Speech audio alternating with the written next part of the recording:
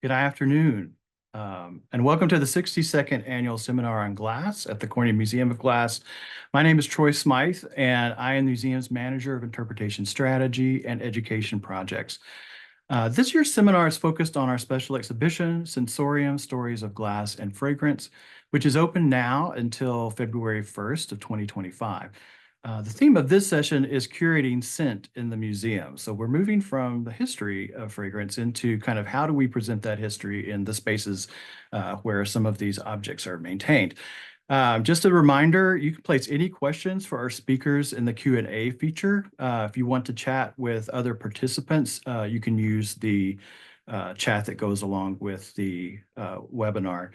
And if you have questions at any time, our technical support team is available to you as well. You can contact them through avuser@cmog.org or using the chat feature in the seminar lobby. A little bit different format than this morning. We're going to hear from three speakers first, who each will speak about 15 minutes on their topic. And then we're going to have the last 30 minutes of our session to kind of work with our questions and answers that have come up during their speeches. So I want to start this afternoon by welcoming Dr. Lizzie Marks. Lizzie is the curator of Dutch and Flemish art at the National Gallery of Ireland in Dublin. She received her doctorate from the University of Cambridge with her thesis titled Visualizing, Perceiving, and Interpreting Smell in 17th Century Dutch Art. Before joining the gallery in 2022, she was a postdoctoral researcher on the Horizon 2020 Odeuropa project. She's worked on exhibition projects on Dutch and Flemish art in Ireland, the Netherlands, and the UK, including Turning Heads, Rubens, Rembrandt, and Vermeer 2024 at the National Gallery of Ireland, and Fleeting Sense and Color in 2021 at the Mauritshuis in The Hague. So, Lizzie, thank you for being here. Thank you very much, Troy. It's really wonderful to be here. Thank you for the introduction. And I have to as well thank Julie for the kind invitation to speak with you today. I'm delighted to be a part of this panel dedicated to curating scent in museums and to mark the occasion of Corning Museum's Sensorium exhibition in this way. Well, I'd like to begin with this frontispiece, which is of a Dutch book. Let me just double check if we can move on a slide. There we go. This is a frontispiece of a Dutch book called The Modern Perfumer, written by an anonymous author in 1703, which contains methods for producing various perfumes and for different purposes. In the foreground, an assistant works with a pestle and mortar to grind up ingredients. Behind the counter are the shopkeepers who offer their customers different fragrance products to try.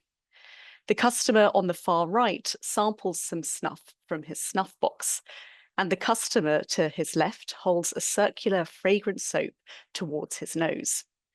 Most of this frontispiece shows off the shelves stacked with different bottles, jars, tubs, and boxes, all of which we can imagine create a cacophony of smell.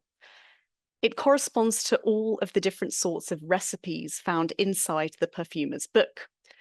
The volume has sections on fragrancing tobacco, fragrancing a room, perfumed fans, cakes of incense to burn, perfumed waters, pomades, and fragranced wig boxes. While we are focusing today specifically on the role of glass and fragrance, glass counts as one of the many ways in which fragrances were stored. In early modern Europe, the variety of fragrances in all their iterations were extensive. Now, such a frontispiece hints at some of the ways in which the olfactory world was represented in imagery. And while it might at first seem like a paradox that paintings and prints could represent the invisible substance of smell, it was alluded to through olfactory objects, atmospheres in landscapes, and the references to smells in biblical and mythological stories, to name a few. My earlier doctoral research, which looked at representations of smell in 17th century Dutch art, was able to uncover the extent of this. The more you seek out representations of smell in works of art, the more they appear. And it made for a compelling case to share this with a broader audience in the art museum. I had the pleasure of working on this through two initiatives, an exhibition at the Mauritshuis in The Hague in the Netherlands, and an olfactory guided tour in Museum Ulm in Germany. It was in the context of these exhibitions that the research could go a step further by uniting works of art with corresponding scents. Through exploring these two case studies, I'd like to briefly discuss the methodologies undertaken to uncover the scents that the works of art represented and the ways in which the scents were produced with their corresponding fragrances. Now, I'll be speaking to you from my work largely in the history of Northern European art, but I hope to show that these approaches can work with artworks across time and place. They skim the surface of the potential of exploring the olfactory in museums. The first project was the summer 2021 exhibition Fleeting Scents in Colour at the Mauritshuis in The Hague. And it was the first exhibition to exclusively explore smells in 17th century art, the focus of which was based in the Low Countries. Working with the curator Ariane van Zuchtelen, the exhibition was an exploration of smell in 17th century Dutch art, bringing together paintings, prints, drawings, and objects to evoke the Dutch Republic's olfactory past. In addition to the works of art on display, 6 pieces were paired with corresponding scents so as to enhance the understanding or interpretation of the work. It included the scent of garments freshened with fragrance sachets, as seen in Pieter de Hoog's representation of an opened linen cabinet. The stagnant smell of a canal in 17th century Amsterdam, depicted here by Jan van der Heijden. The acrid scent of buttermilk, which was a key component of bleaching clothes, which was spread out on the fields near Haarlem, depicted here by Jacob van Ruisdael. The animalic scent of ambergris, a base of many perfumes originating from the bowels of a sperm whale, which was paired with an engraving of the beached whale by Jan Sanderdam. The smell of newly imported spices of cloves, cinnamon, and nutmeg in a grocer's shop by Willem van Mieris. The smell of myrrh presented to the Christ child in the Adoration of the Magi. And the complex scents of pomanders. Many of you might be familiar with this, but just to give a bit of background, pomanders are pendants with hollow compartments that hold fragrances, which were believed to protect the wearer from disease. And they're represented in pictures too. And this colossal painting depicts Willem van der Meer, head surgeon of the Delft, at its center with knife poised, leading a dissection of a cadaver before his students. And he has already cut into the middle of the corpse and various organs are on display. And on the right, the surgeon, Jacob Schilperoort, holds a pomander suspended from a chain and ring on his finger to protect himself from the sense of decay. Now, women typically wore a pomander suspended from a chain around the waist, seen on the right. A pomander such as this contained a prepared aromatic ball where all the fragrances are combined. And this Frisian silver pomander in the shape of a skull splits open to reveal a chilling engraved inscription on the compartment's divider. It reads, Heden leven, morgen dood, which means in Dutch, alive today, dead tomorrow. The French barber surgeon Ambroise Paré provided 2 recipes for pomanders against the plague, one for summer and one for the winter. And they came from Paré's popular collected works that were translated into Dutch by the Dordrecht physician Karel Batten and republished from 1592. The recipe's ingredients are listed with their Latin names and follow early modern units of measurement, such as grains, drams, and scruples. The recipes were translated into English and were updated to metric measurements. And the transcribed recipes were then sent to our collaborating perfumers from the company IFF. The process of reconstructing the smells such as this were never going to be completely accurate.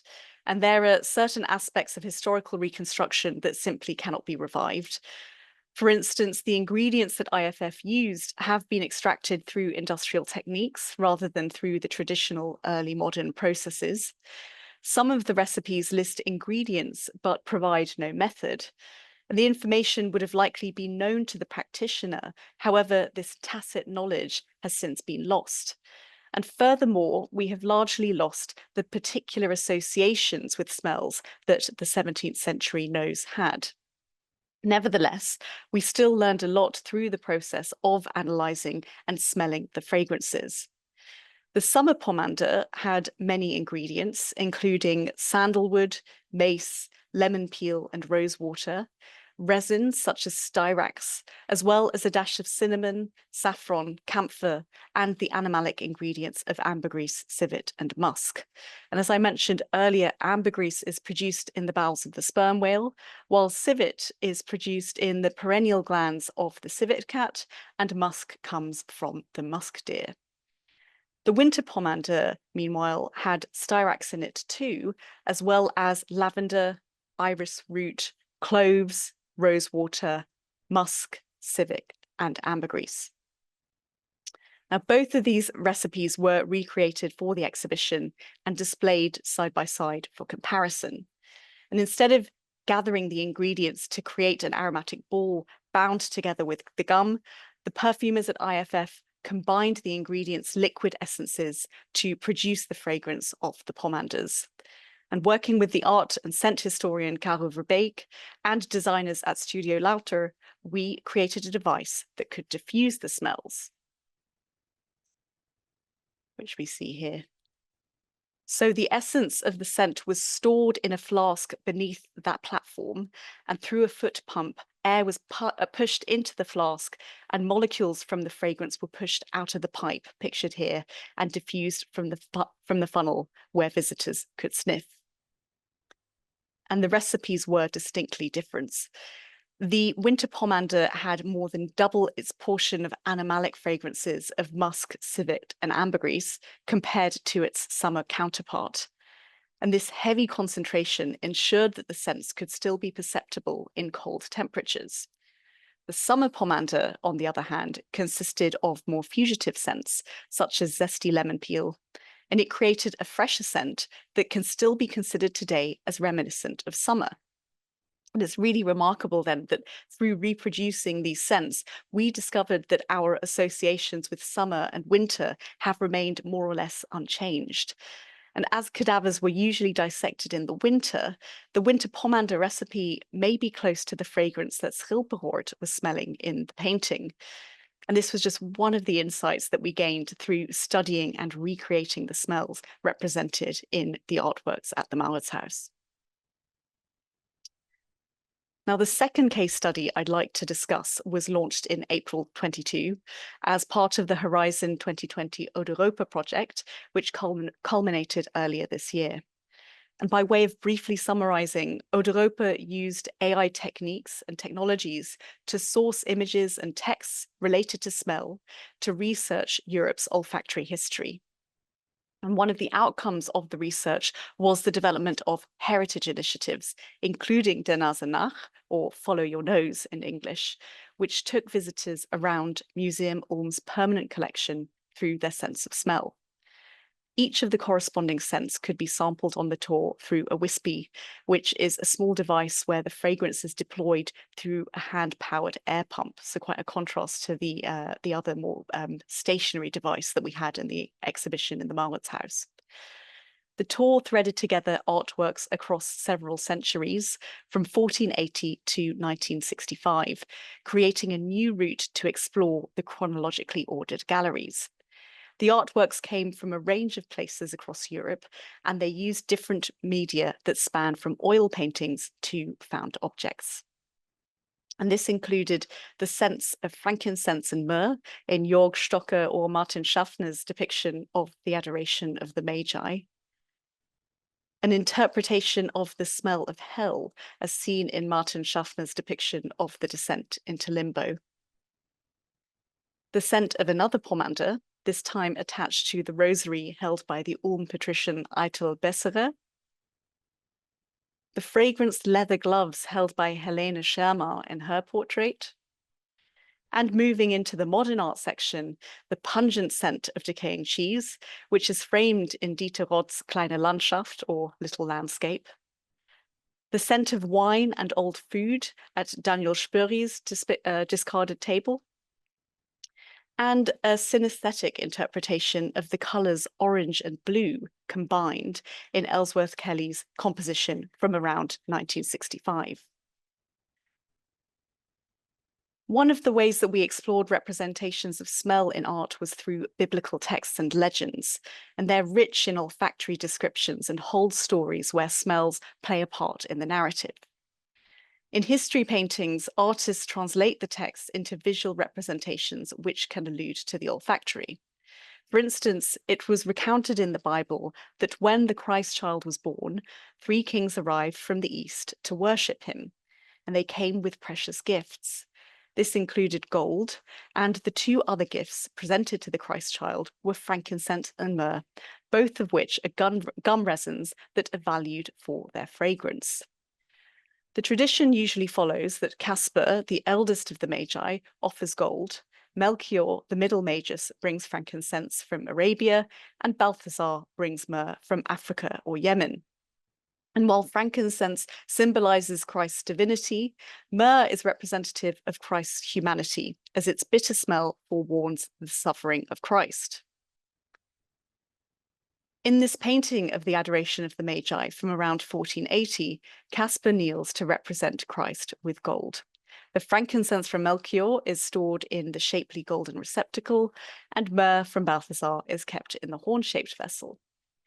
Some people are familiar with the smell of frankincense, as it is still used today in Catholic Mass.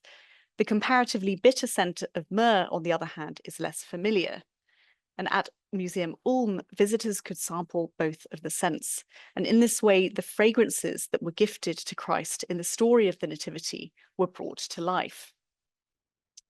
Now, this was just a snapshot of the work that we undertook in both the Mauritshuis exhibition and Ulm's olfactory guided tour. And if you'd be interested to read more about the Mauritshuis exhibition, we have a publication pictured here. And in the 2023 issue of the American Historical Review, we have an article discussing the development of the fragrance for the scented gloves represented in the portrait of Helene Schermer in Museum Ulm.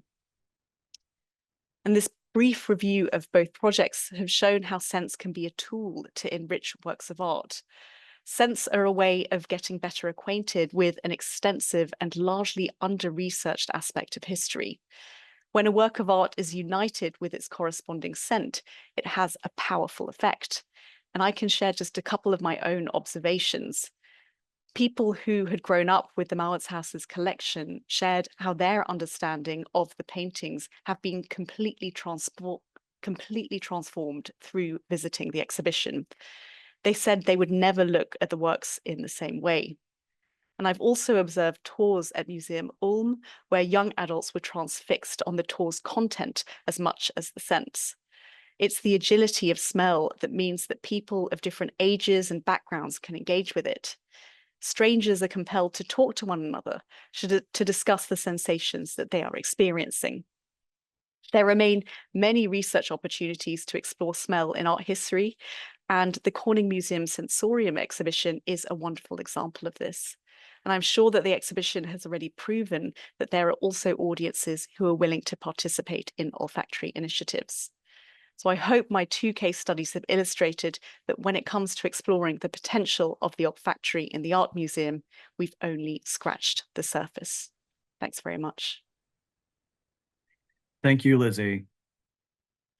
As I mentioned earlier, we're going to go ahead and hear from all 3 speakers, and then we'll do a Q&A after that. So I'd like next to welcome Dana El-Masri. Dana is a perfumer, interdisciplinary artist, lecturer, and storyteller.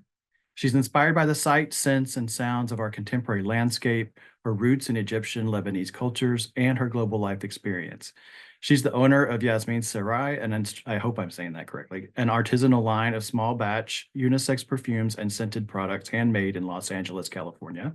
Dana is a Jasmine Award and Perfumed Plume winner, an Institute for Art and Olfaction lecturer, board member, and a five-time judge for the Art and Olfaction Awards.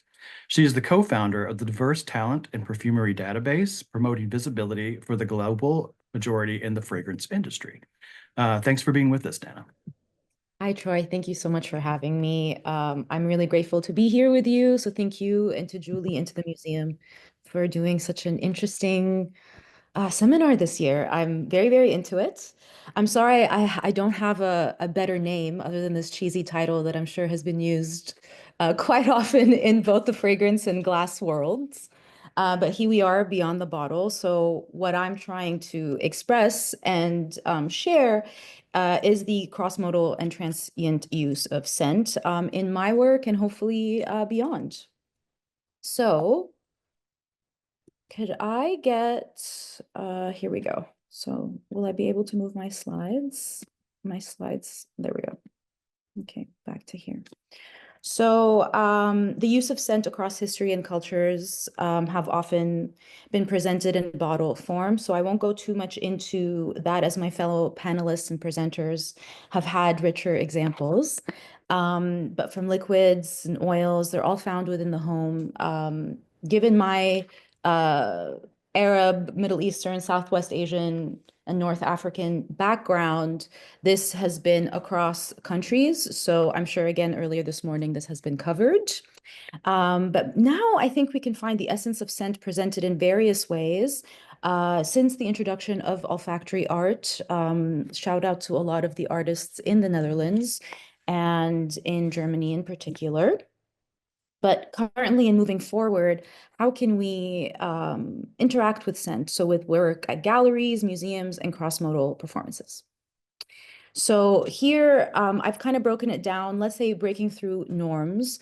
So olfactory art broke through, the regular, let's say, boxes of art forms. So instead of fine art versus contemporary art, olfactory art became something that actually is now a form of art, an accepted form of art in several spaces, museums, and galleries. Then we have sensory design. So we have sensory designers who will create spaces based on our senses. Perfumers can get hired to do that, but you can also be a sensory architect. So the idea of incorporating very nuanced and even nature, plants, better smelling, oxidizing plants that could help create a more fulfilling environment. With me as well, I have cross-modal collaborations and mediums, which is pretty self-explanatory, but we'll get into it. And then lastly, cultural expression and rituals. I think this is something that has existed over millennia, but the understanding and acceptance of scent rituals in culture is something that I've been deeply interested in. And now you can see that it's also accepted as a form of oral ritual and oral history, if you will. So as the perfumer behind my own niche brand, here are the classic examples. I'm sure everyone's gone through them, but I wanted to just include a few. I was deeply inspired by the original hand-blown Egyptian glass. This is found a lot in the markets and bazaars in Middle Eastern countries, North African countries, East African countries, and the countries in the GCC or on the Arabian Peninsula. And then the incense ceramic burners. So my modern examples, I actually started with the concept of objet d'art, art objects, and was deeply inspired by hand-blown glass. So I started Jasmine Sarai or Yasmin Sarai, whichever one you want to call it, because that's actually jazz and jasmine put together. It's just a lot of overthinking. That created, so I used hand-blown Egyptian glass. It was quite the endeavor because, as many of us know, hand Egyptian or blown glass in general cannot be replicated on such a large scale without, each one having a different aspect to it or different piece to it. So this was a great idea in theory, but unfortunately having to create screws and caps and atomizers and all of that, the practicality of the perfume business unfortunately came into play, and I had to repackage. But essentially, the concept of hand-blown glass was very deeply used in my work.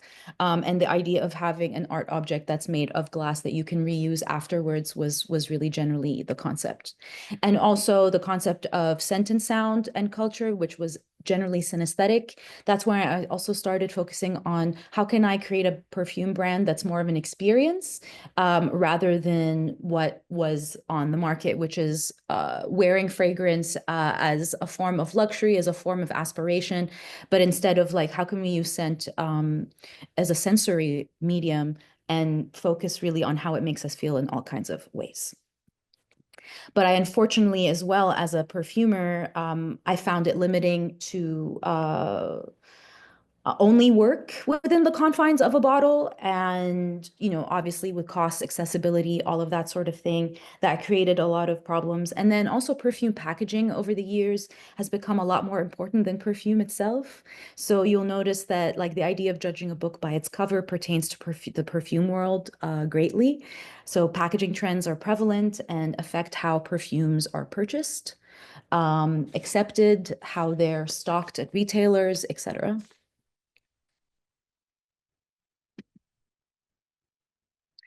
And then here we have a couple in practice. So this one was a part of 10 Encounters. This was called Ahmosi Amon. They're the ones who created, they were Hatshepsut's, the pharaoh Hatshepsut's parents, essentially. So I recreated the divine birth of Hatshepsut's the scent of her divine birth, sorry. And I did not use any myrrh or frankincense because she was the one who brought both myrrh and frankincense into Egypt. So this was predating any of that. And it was a group show. So we had 10 encounters, as it says. So mine was here. This one was in bottle form, even though I think initially it was not supposed to be. So that was my only gripe with it, actually, that it was in bottle form. And then you, as you can see on the left, you have your smelling strips, and that affects how you interact with a scent quite often. But here it was also about being historically and culturally accurate. So there was oil-based in a scent in aluminum in an aluminum flask. I also used myrrh and black cumin, no myrrh, black cumin, cinnamon, other materials, and the scent of like the chamber in which she would have been born, because one of her parents was a god and one of her parents was human. So there's also like that lore. This would have been really cool in a space or embedded in some sort of fabric.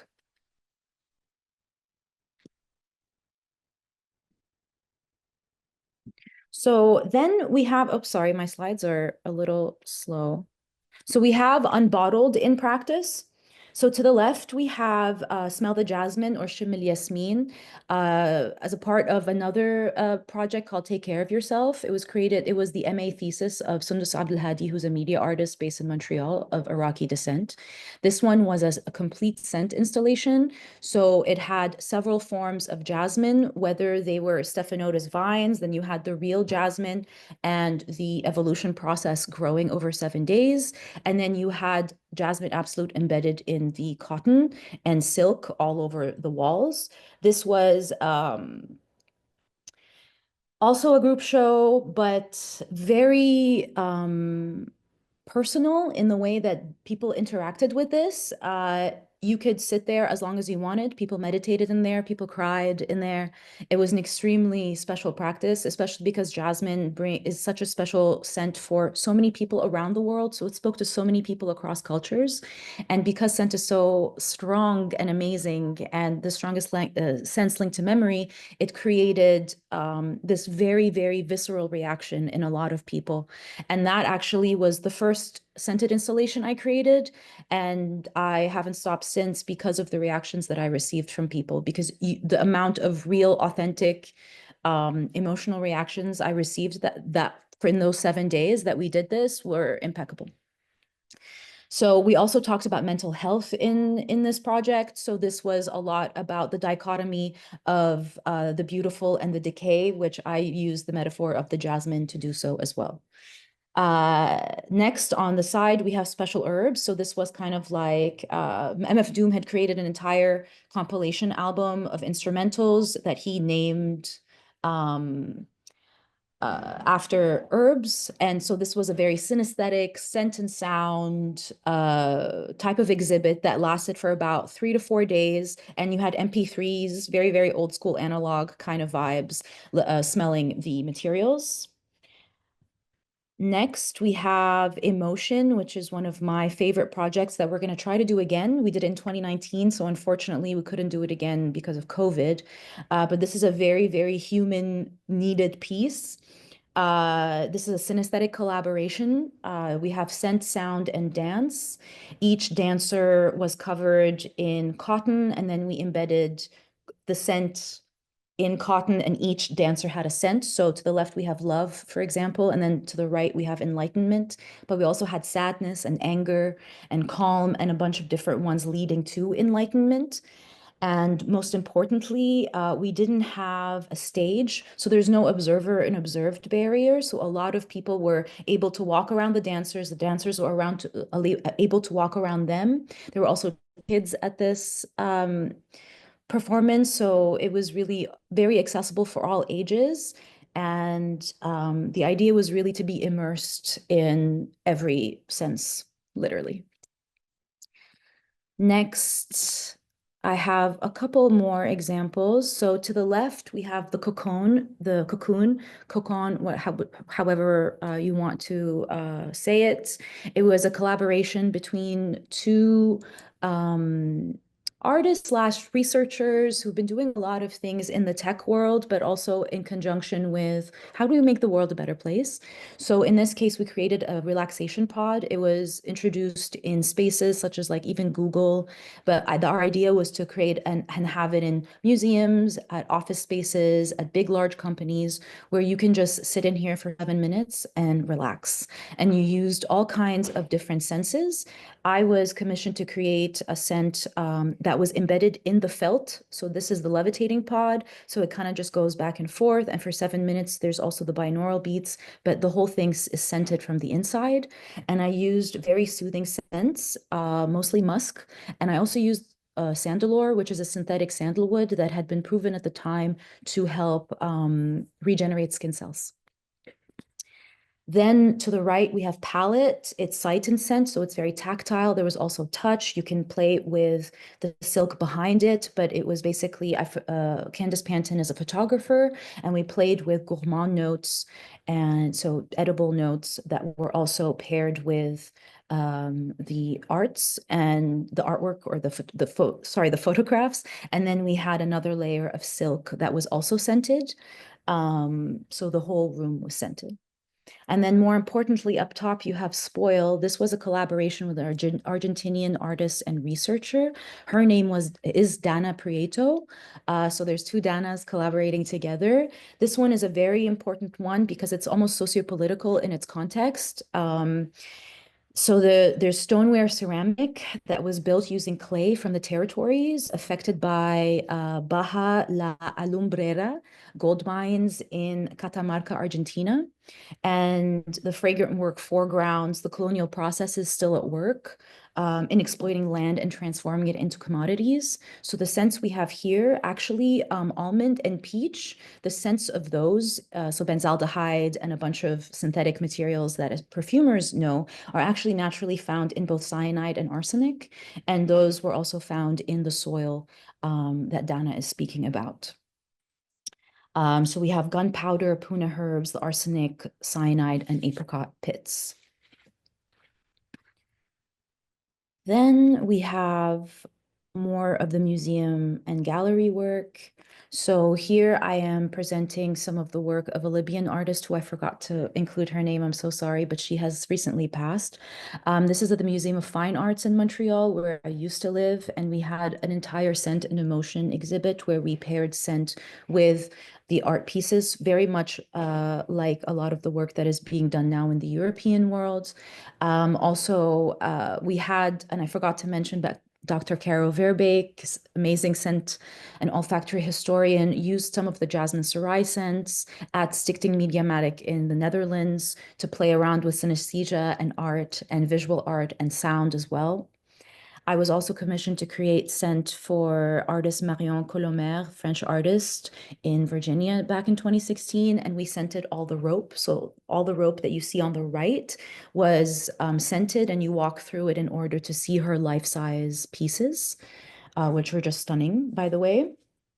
And then on the right, we have Radharani, who I believe, if I'm not mistaken, is actually a fashion designer who'd opened up his own like art gallery. This one is a scent self-portrait, which I don't think had ever been seen before. But given that I'm a citizen of the world and I was born in Europe and grew up in Dubai and my parents are from different countries and I now live in Los Angeles and there's a whole story about me, I also am a believer in self-identity or identifying self through scent. And so this was it. It's basically all the materials that I grew up with and that I find to identify myself. I think anyone can do this. And I use this in my workshops and my theory called olfactory imprints, which I will not bring forward today. But if anyone wants to talk about that, we can.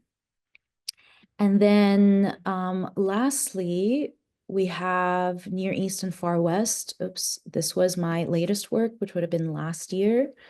At the Denver Art Museum, where I was commissioned to create 2 scents for their Near East, Far West American colonialism into French Orientalism exhibit that lasted for about 3 months last spring. What I love about this was that it was a huge exhibit, and this was at the end of exhibit where there was a reflection zone, so people could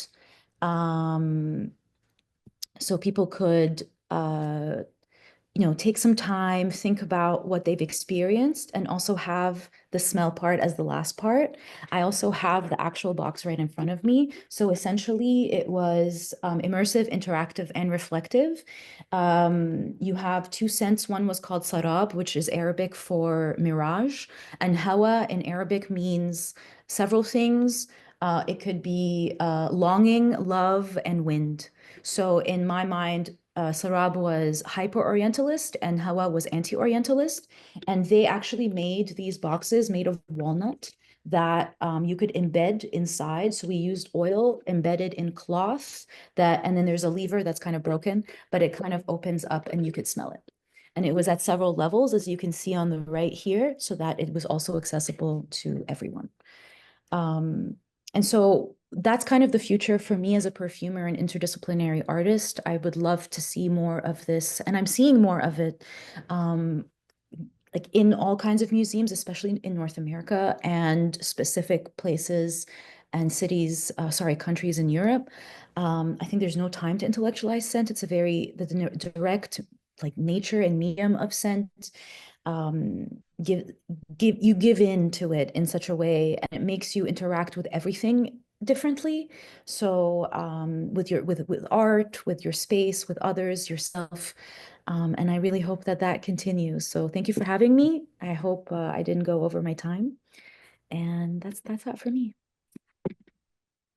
Thank you so much. I have so many questions already, but I will save it because I'm in charge of the format. So we have one more presenter for this section, and then we'll shift to Q&A. Our next speaker is Clara Muller, French art historian and independent curator. Clara is pursuing research on the politics of breathing as a mode of perception in contemporary art, as well as on the various politics or creative practices involving scents. In 2022, she co-curated Living with Scents at the Museum of Craft and Design in San Francisco and Fashion and Perfumes, A Century of Influences at the French Institute of Cambodia. She's been a writer for the olfactory magazine and publishing house Ney since 2016 and currently based in the small town of Sancerre in the Loire Valley. She also organizes wine and perfume tastings and creative writing workshops around scents and nature. So thank you for being with us, Clark. Thank you, Troy. I'm happy to be with you, albeit from a distance. And thank you, Lizzie and Dana, for your great presentations. It was nice to hear your voices again. I hope I will be able to bring different perspectives on curating sense in museums. And although I know we are limited in times, but I still wanted to present just one quick historical take on scents in museums. Actually, smells have made their way to the stage sometime before finding their place in galleries. Scented plays and concerts abound in the 19th century and existed even before, but popularizing the idea of deliberately introducing scents into exhibition spaces was, it seems, a little more arduous. And one of the first mention I was able to find of this is dated from 1844, when a French journalist predicted that new museums would soon be entirely dedicated to creative olfactory endeavors. And I quote, "Already I foresee at a time not far off the moment when the pleasures of the nose will join those of the eyes and ears to add to the sweetness of social life, to the charm of our meetings, to the brilliance, to the splendor of our celebrations. Museums, collections, public institutions will be devoted to the development, to the illustration of this new conquest of human intelligence. Competitions will be opened, prizes will be awarded for its improvements, and at the same time as the Faculty of Sciences will make Renix one of the branches of general physics, the Institute will see the rise of an Osfretics section within the Royal Academy of Fine Arts." End quote. So Osfretics is how he proposes to name an art of smells that would stand apart from perfume making per se, something we've seen just before with Dana's practice. And although some people at the time were quite enthusiastic at his idea, he was also ridiculed by a lot of his peers, and it didn't really lead too much in the following decades, at least that I know of. And even today, such specialized institutions or public-oriented spaces entirely dedicated to creative practices involving smells are still scarce. And I can think of the Institute for Art and Olfaction in Los Angeles and the Olfactory Art Gallery in New York, who both were mentioned in Dana's presentation. Maybe the Smell Lab in Berlin, although I think it's artist Clara Ravet's personal creative studio. So if you have more examples, if anyone has more examples, please share them. But yeah, these are very specific spaces and organizations that have been thought and adapted to house various forms of olfactory exhibitions or olfactory events. But there are also more and more regular museums and galleries that are now engaging with smells in one way or another. And we've seen different examples in the previous presentations. Just to go over a few directions quickly, you can now introduce scents in museums to create an atmosphere or an embodied narrative around the presentation of artworks and artifacts, either as part of tours or embedded in scenography. We've seen some of these examples in both Lizzie and Dana's presentations. You can also present others objects, artworks, or installations, which also have a history of their own. And you can present scents for themselves with different kinds of supporting displays, as it is the case with commercial or historical fragrance exhibitions. As a curator, I was so far confronted with two of these different types of olfactory exhibitions. And among these categories, I have dealt with three kinds of scented objects: olfactory art, olfactory design, and fragrances. Although all of these involve very specific considerations, exhibiting objects meant to be smelled in spaces originally dedicated to visual display often brings the same kind of challenges, at least in terms of curation and reception, because museums aren't designed to disperse and contain scents, and because visitors often do not expect to encounter meaningful smells in a museum setting. So all of the challenges brought forth by smells in exhibition spaces have long been identified, and I'll just give a quick non-exhaustive overview of them before diving into specific examples. In terms of curation and scenography, the challenges are mostly spatial, temporal, climatic. They pertain to dispersion techniques and conditions, to climate control, containment, possible interferences, replenishment and maintenance, etc. And basically the questions you can ask yourself when you want to create such an exhibition is, do we want people to be able to smell things individually or collectively, continuously or not? What kind of experience do we want to provide? What kind of interactions or gestures do we want to ask of them? How can we ensure that the works or the scents do not contaminate the space, do not alter the surrounding perception conditions? How can we ensure that the climatic conditions of the space do not alter the odorants themselves or make them move in the air or in the space in unforeseen ways? How can we ensure that the works, objects, or displays remain fully odorous and or functional over a long period of time if the exhibition lasts more than a couple of days? And then there are also challenges pertaining to the reception. It can be about signaling the presence of smells, managing their perceived intensity, anticipating potential emotional or physical reactions from the audience, etc. And for this, the questions can be, how can we make sure that visitors know that there's something intended to be smelled? How can we adjust the intensity of the smell diffusion to a variety of sensibilities so that it's never too faint or too overwhelming? What else? How can we make sure that visitors are not indisposed by the scents, whether they are susceptible to migraines, allergies, asthma? How can we avoid also the phenomenon of olfactory fatigue, or on the contrary, do we count on it? It can be a tactic. So I could go on, but this is just to give you an idea of what goes on or should go on in a curator's mind when confronted to exhibition olfactory objects. And obviously, some of these considerations might not apply or apply differently when dealing with olfactory artworks. I will briefly go through two practical cases, two exhibitions I co-curated in 2022. The first one is an exhibition of design objects, and the second one of perfumes. So the first exhibition is Living with Scents, which took place at the Museum of Craft and Design in San Francisco and was co-curated with Italian curator Elisabetta Pizzu. It gathered about 40 contemporary olfactory projects, products, and prototypes created almost equally by designers identifying as women and designers identifying as men, and coming from 20 different countries. I think, yes, I put the statistics in the slide. So with this exhibition, we were trying to answer some of the following questions. How do contemporary designers create objects that allow for both the creative and practical integration of an olfactory dimension into people's lives? How do these designers take into account the characteristics of the sense of smells and odors? In what ways do these olfactory objects and devices frame and guide the act of smelling? And basically, how do they contribute to the forging of a new contemporary olfactory culture? The big sections which structured the exhibitions were ways of sensing, nose meet the eye, the scent of care, a scented art of living, and spray it, don't say it. I'm not going to go through all the sections per se. I'd rather share with you a few of the displays, the manners in which we integrated several smells into the exhibition by activating certain objects.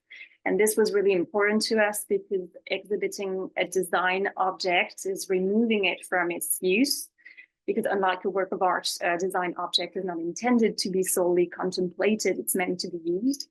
And in the case of Living with Scents, putting all of these objects on display, it not only made them inaccessible and unusable, but also somehow they felt inert. We had the feeling that not being able to smell objects intended to smell and or be smelled somehow felt even more frustrating than not being able to sit in a muscle broyer chair at MoMA, for example. And so we wanted really to respect the function and the multisensory dimension of some of the objects exhibited, as well as the natural desire of visitors to engage with them olfactorially. To give you an idea of the space, the exhibition took place within an open floor plan of about 300 meters squared with a 7 meters high ceiling, so pretty big. It was only delimited by columns and a few walls, but it was devoid of clear separations within the space. which meant that the circulation and the mixing of different odorants was a very significant risk, which is also why we chose not to activate more than a quarter of the objects and to find ways to make their odors accessible to the public while containing them as much as possible. Also, to avoid any inconvenience for visitors who might have suffered from allergies or hypersensitivity, there was a sign located at the entrance of the exhibition indicating which objects to avoid, and all those objects that were activated in the space were also identified with this little nose pictogram.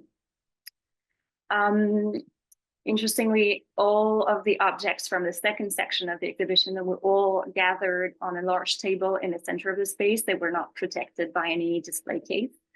And the scent of several of these objects were therefore accessible to the nose simply by leaning over. You could smell Sentence by Monica Forster Design Studio. You could smell Toki Oi by Atelier Oi, and Soenga, far in the distance, by Noé de Chauffeur de Lens. Similarly, we had the scent clock by Patrick Palsick, which simply hung on the wall and diffused. You can see it. Only one of the 12 scents usually meant to be part of this object. So it was important because visitors could therefore, for these objects, fully experience these diffusers, these devices, which is also important because most of them come with custom scents created by the designers and artists, and they were all replenished every week by museum staff. We also had other objects which would have needed to be handled in order to perceive the scent instead of just leaning over. So these objects were presented in glass cases. Some were intrinsically odorous, such as a 3D printed coffee maker that was made from coffee grounds by Emerging Object Studio. You can see the teapot in tea leaves on the left. And also the soaps shaped like perfume bottles by Lise Witte. These objects were partially accessible through just small holes or perforated boxes, allowing the material then to reach the nostrils of visitors.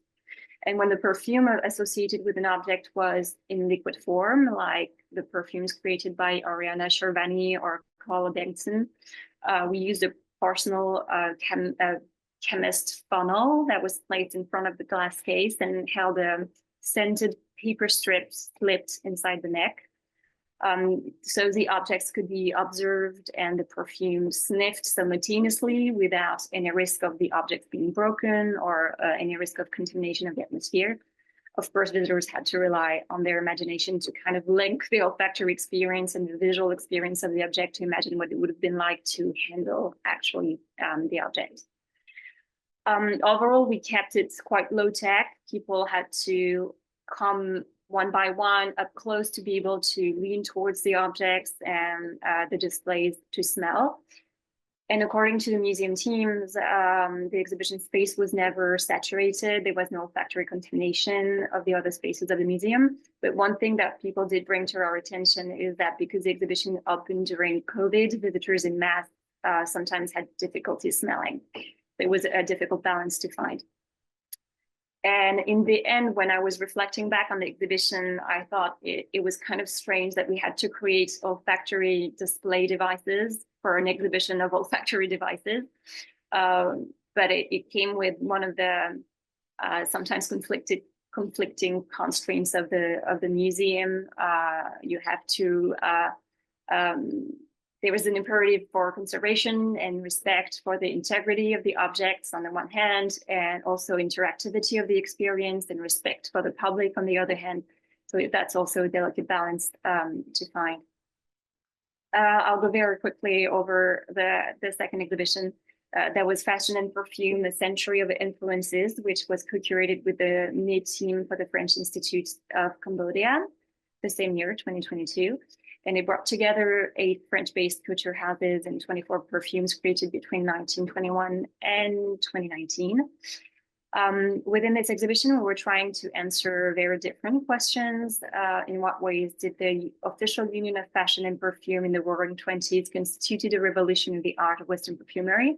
How did French-based couturier perfumers make clothes, fragrance, and their packaging a coherent and strategic whole? How can an idea become embodied in materials, in forms, in a style, and ultimately a material work, whether in fashion and perfumery? And how did fashion and perfumery evolve over a century of shared influences?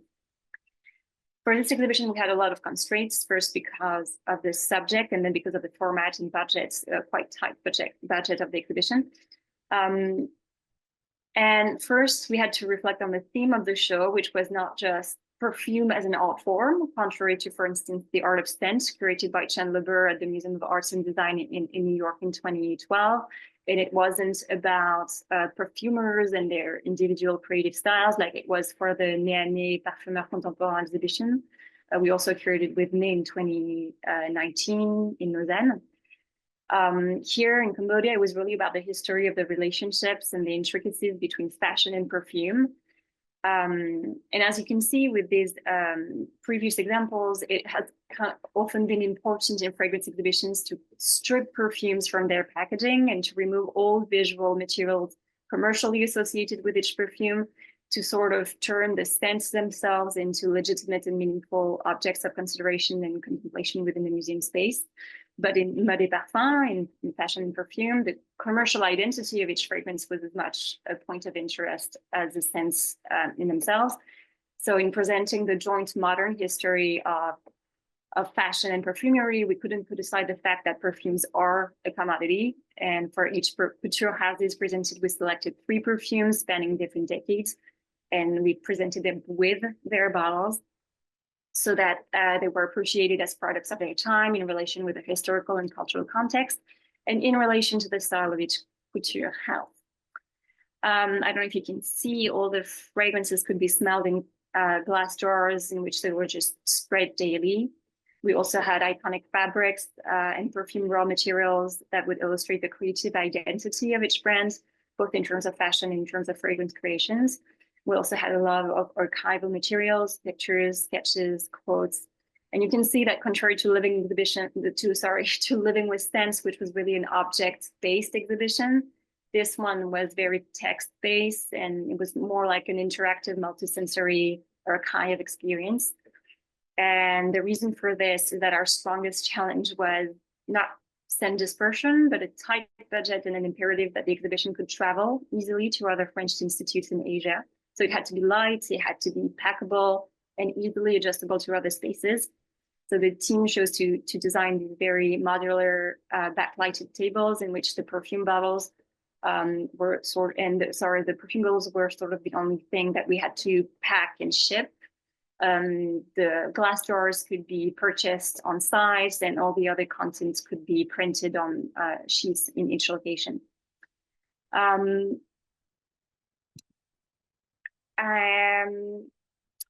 One more thing, yes. For this, yeah, for exhibitions about perfumes, I'm trying to cut short. One thing that's always a challenge, and that I have never seen really addressed in any perfume exhibitions in terms of respecting their integrity, is the fact that an exhibition cannot really do justice to the temporal quality and the kinetic nature of perfumes, their evolution in time and even in space.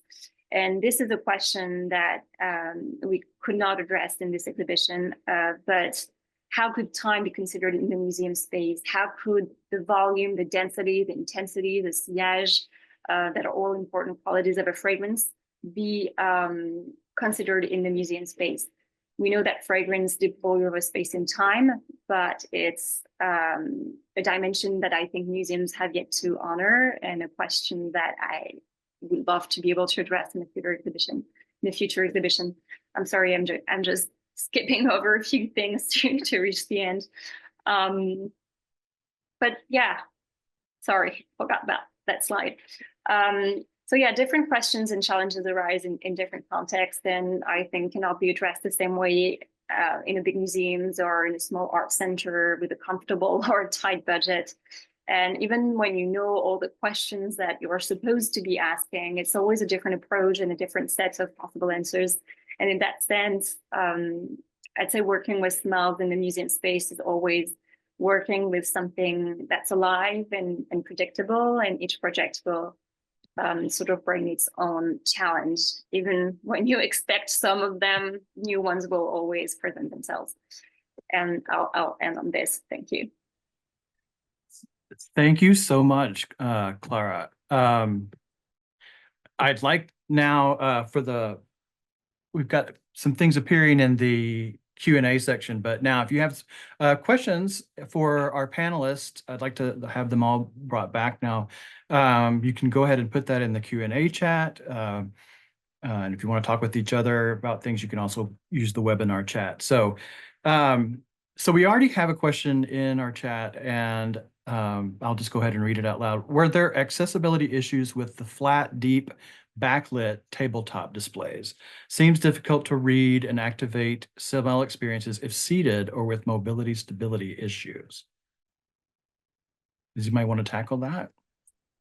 Well, I think, yeah, this probably refers to fashion and perfume, and it was definitely an issue. I think that the height of the tables could be adjusted, but not on the spot. It's something that would have to be done for, I mean, on this, just if needed, or I think it's something that was not really addressed actually in the design process. And I saw in Dana's presentation that there were different heights in the Denver museums, which is interesting because I don't think that's also something we didn't do at the Museum of Craft and Design, at least that I can remember of. So it's a good question, and definitely a problem that is something that we should think about in a different in the next exhibition. I don't know if Lizzie or Dana, these are issues that you had tackled in your own experiences. Dana, would you like to speak to that? Hi.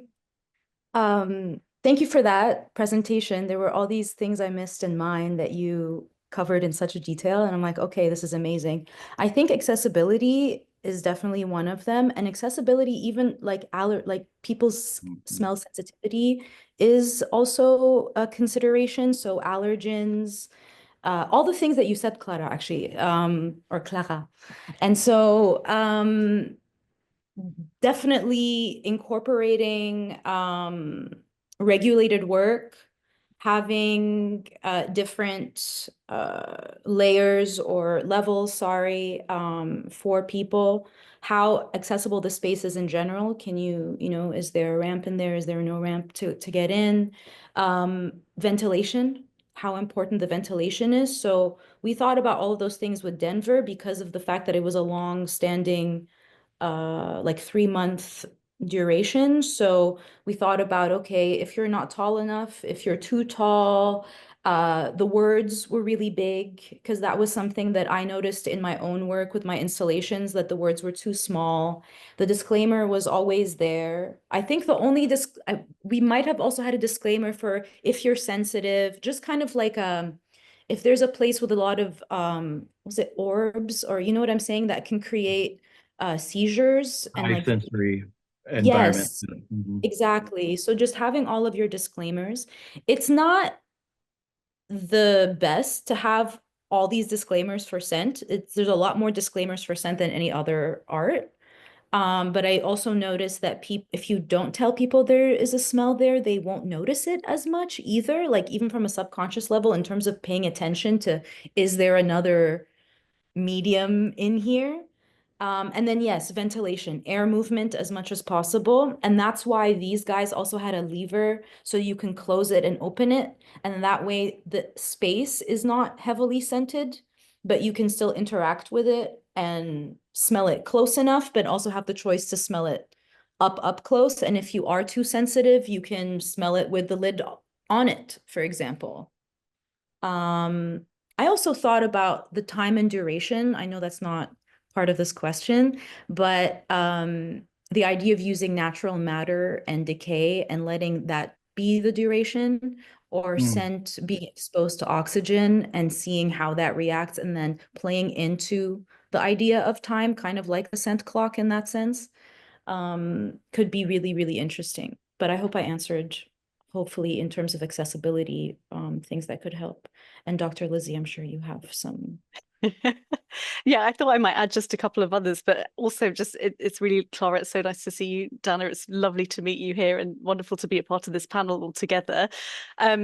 I wanted to add that I mean, accessibility was something that we had to think about because I was working in an institution at the Mauritshuis, which really was conscious of that. I mean, it's part of their policy to make things accessible. While you saw that these sorts of these pumped devices, which had the sort of the funnel and the pipe connected to it, was at a set level, we took into account that wheelchair users would be engaging with it too, and it seemed to have gone without any issues. But as Clara, you'd mentioned, this was an exhibition that was taking place during the pandemic, which meant that we had fewer visitors than we anticipated. But accessibility was dealt with because we actually made the smells in that exhibition available via mail order so that you could access the museum from afar remotely. And that was one way of making it possible. And then I heard actually from a colleague of mine that her grandma, who was further away, not based in The Hague, much further away, who was unlikely to be able to get to the museum at all, was able to engage with the exhibition in that way. So that was really uplifting for me to hear about. And then just a couple of other scent diffusion techniques that we were experimenting with in Museum Ulm. I mentioned there were these wispies, which are these sort of small devices where you pump the scent. It's through dry diffusion, so it means that it doesn't sort of contaminate the air so much. That's one way in which you can do it, because you can sort of diffuse the smell as much as you are comfortable with. But then another thing, other things we were trying out before we set ourselves on that scent diffusion method were things like scented fans, where you impregnate a fan with the scent and then you fan it around, and that again diffuses very quickly within the space that you're using. Blotters, which Dana, you were using for one of your works, I saw, and which is people are very familiar with too, because it's what you see in any sort of perfumery. And then also even just passing around the liquid essence, which is a little bit more cumbersome. And in the context of a museum, you don't want to have liquids being diffused so much because you want to protect the objects too. So these were all the kinds of things that we were considering, because every user is different and have different needs. So having that flexibility, I think, really helps for projects like this. We had a lot of conversations about accessibility and sensorium because of the scent experience that's there, which Julie will talk about in her tour. And it struck me, we actually have an accessibility, cross-departmental accessibility team at the Corning Museum of Glass, and we have pretty clear guidelines for most things with regard to accessibility. We tend to default to the Smithsonian's guidelines for that, but it strikes me that we do not have anything related to the scent experience. And it's making me think that this is sort of inspiring me to think about, in some ways, I think we're still on the frontier of smell experiences in museums, even though it goes back to 1844, as you mentioned, Lizzie. But it's probably about the time that we probably should have already been thinking about these standardized kind of practices. But yeah, I encourage you, as all of you continue this work, continue that conversation, and please stay in touch with us about that. I want to shift topics to a question from Jessica Murphy. She said, thanks for the wonderful presentation. When you have worked with museums and cultural organizations, how did the first contact or conversation take place? Who initiated the collaboration? I have also a follow-up question to that. I can start, Lizzie, if you and Dana, if that's okay with you. I think at least for the Museum of Craft and Design, I think they were already working with Elisabetta, and she's a curator specializing in design. And she needed an acolyte that was specializing in smells. And I think she approached the museum with the idea and then reached out to me to assist her and work with her on the project. I think that's how it worked.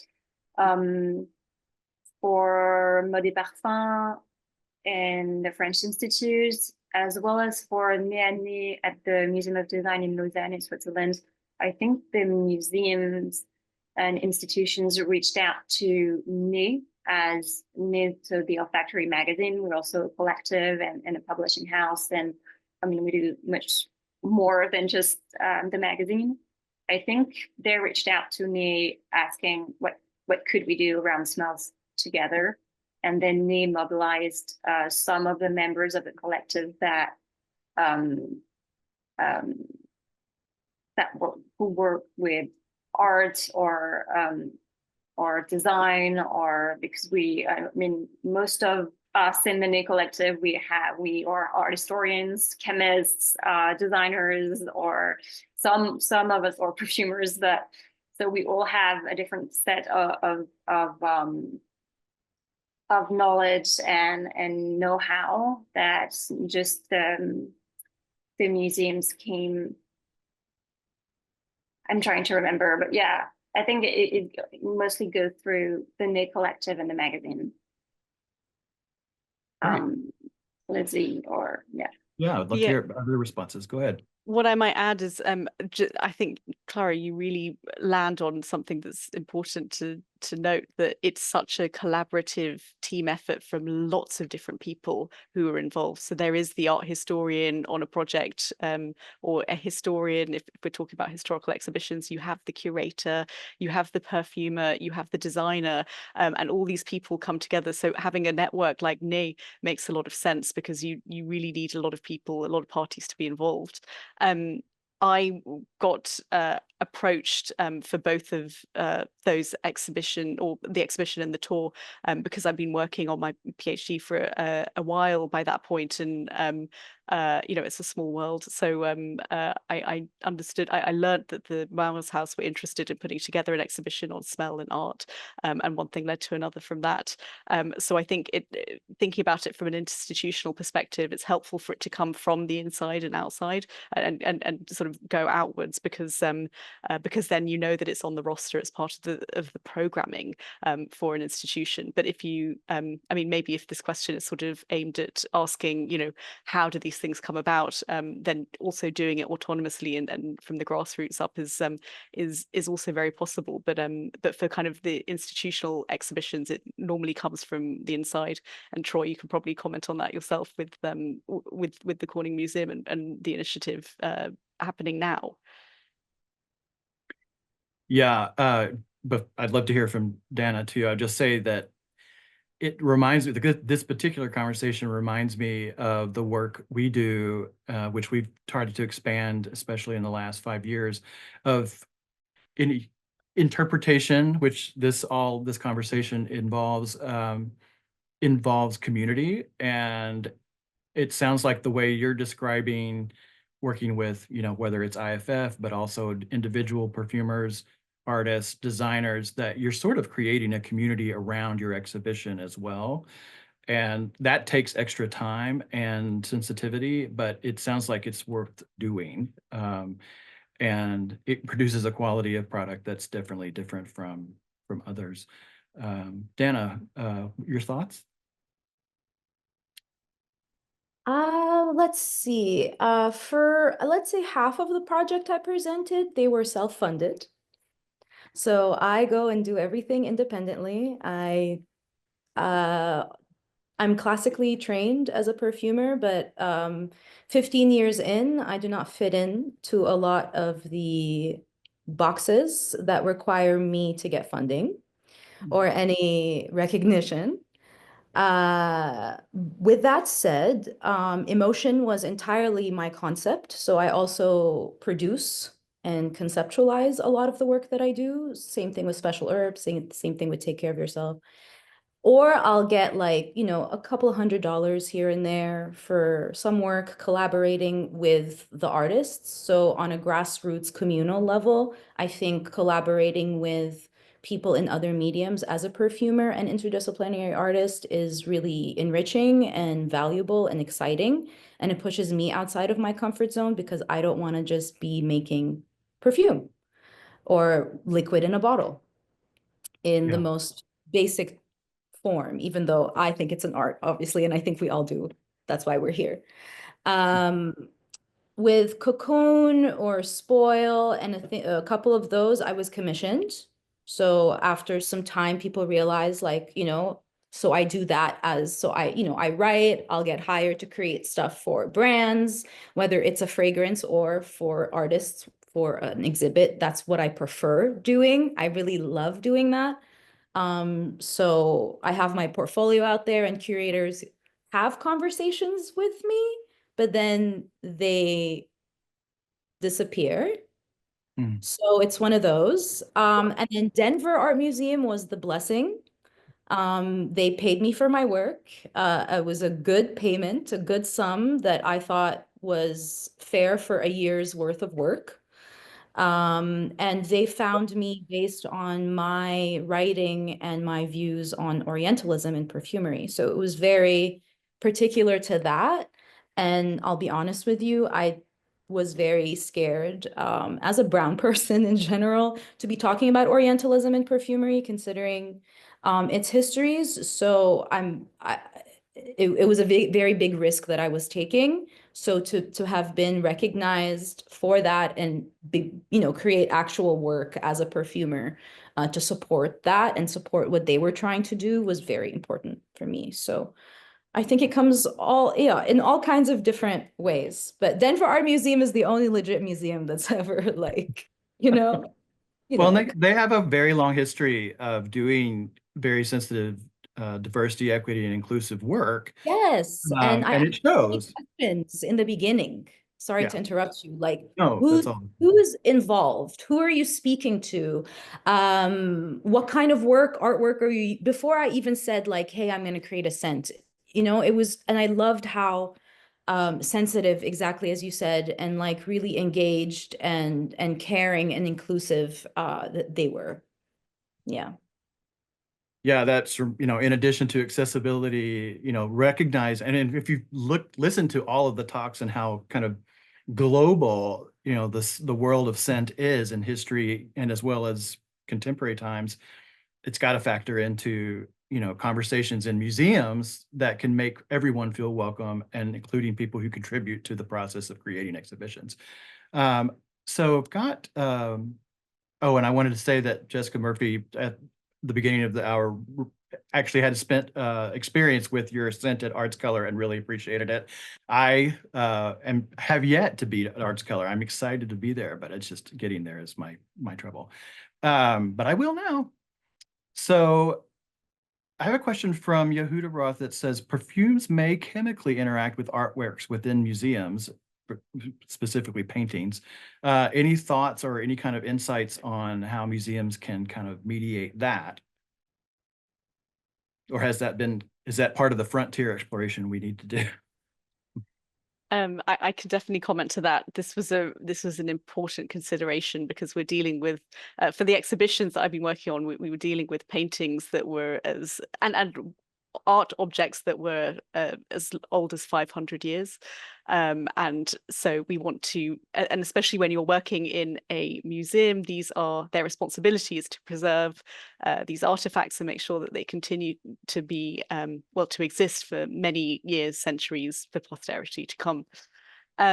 We consulted with conservators. The Mauritshuis, for instance, has an in-house conservation team who have a great deal of knowledge on materials and the way in which different sorts of molecules react with paintings and art objects.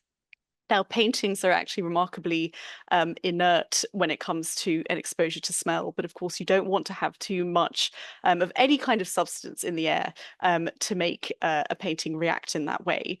But actually, the thing that really was was what we needed to pay most attention to was silver. So you saw that there was the silver pomander that we had in the Mauritshuis exhibition, and that reacts with sulfur, and it makes it oxidize, which impacts the art object and transforms it from what you see. It tarnishes it, and that meant then that the scent of sort of rotten eggs effectively couldn't be used. Why would you want to use that in the exhibition space? Well, actually, I mentioned that there was a depiction by Jan van der Heijden of the smell of a canal that you would have seen in 17th century Amsterdam, and that was remarked on of having a sort of sulfurous scent, which meant then that we had to pivot and not use that smell with the intention of protecting the works of art, but instead introducing things like a sort of damp and fecal odor instead, which sort of gives that enough of an impression of what a canal might have been, in order to really get the message across, but also not impact any of the collection. I just wanted to add that there's also the other side of this question, which is not my work, but a French colleague named Mathilde Castel, who worked on her PhD thesis about how you can use the sense of smell to contribute to the preservation of artifacts. So it's kind of like taking the other side of the problem. And I mean, it's not my research, but if you want to look it up, it's really fascinating. Well, I could go on for a while, but we have a break promise to our participants. You know, I hope to continue this conversation with all of you in some form or fashion in the future. I think there's a lot that we could discuss and hopefully figure out. A lot of these sound like design issues. You know, I'd love to just say, you know, present all of these issues to designers and say, okay, help us figure out great ways to do that. And it looks like, you know, some great solutions have already been presented, and maybe it's time to share them in a more thoughtful way. So thank you so much for all of your time and for your expertise, and we really appreciate hearing from you today. So now we have a break until 3:30, at which point Julie will, we will be showing a tour of Julie giving a tour of Sensorium. So I hope you'll join us in just a little bit. Enjoy your break. Thank you, everyone. Thanks very much. Take care. Thank you. Thanks, everyone.